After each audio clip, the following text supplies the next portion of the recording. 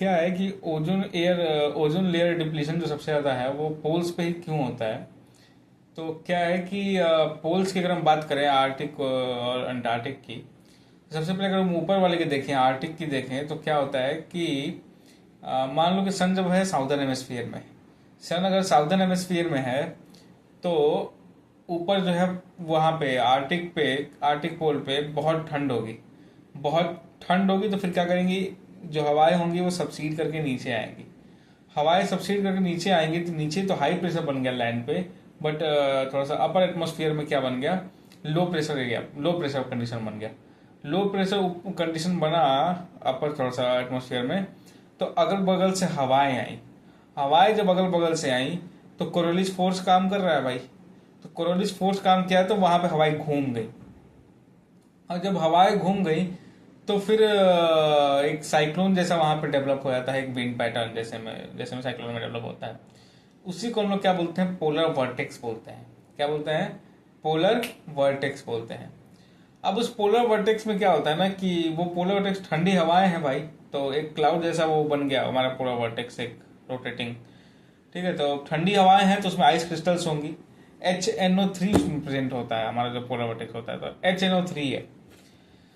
अब कंडीशन देखो कि क्या है कि अब धीरे धीरे लगभग मान चलो अब हमारा जो वो है क्या कहते हैं, और सन जो है मार्च अप्रैल मई जून अब नॉर्दर्न हेमिस्फीयर में जा रहा है।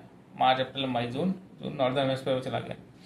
नॉर्दर्न हेमिस्फीयर में चला गया तो सन की रेज अब डायरेक्टली आ रही है हमारी आर्टिक ओशियन पे। आर्टिक ओशियन पे लाइट आने लगा, सनलाइट आने लगी।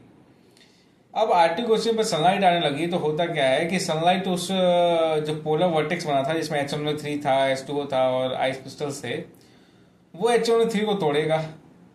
ठीक है, HNO3 को तोड़ेगा तो हाइड्रोजन अलग और NO3 अलग। और जैसा कि हम जानते हैं कि स्ट्रेटोस्फियर में और भी गैसेस प्रेजेंटेड हैं, जैसे में O3 प्रेजेंट है। ठीक है, क्लोरीन प्रेजेंट है। ठीक है, तो सनलाइट आया तो ये जो HNO3 में H टूट गया और NO3 टूट गया। इधर हमारा O3 था जो कि O2 और O में टूट गया हमारा। ठीक है, तो और क्लोरीन वोलोइन गैस था यहाँ पे, तो क्लोरीन ऑक्साइड था मान के चलो, तो क्लोरीन अलग टूट गया, ऑक्सीजन अलग टूट गया।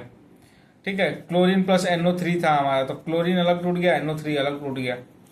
तो भी ये NO3 से मिलने लगेगा, है ना।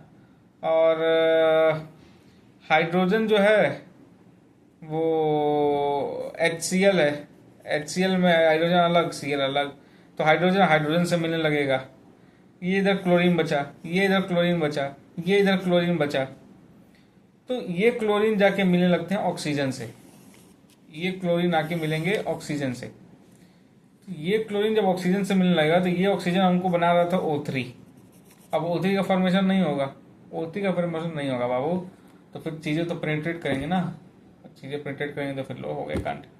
तो ऐसे करके हमारा जो है ओजोन लेयर हमारा जो है वो जब पोल्स पे ज़्यादा वो अफेक्ट करता है हमारा।